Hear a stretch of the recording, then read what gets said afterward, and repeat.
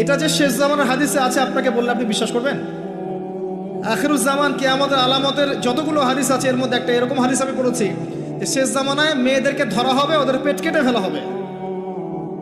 আর কোন নিদর্শনের জন্য অপেক্ষা করছেন?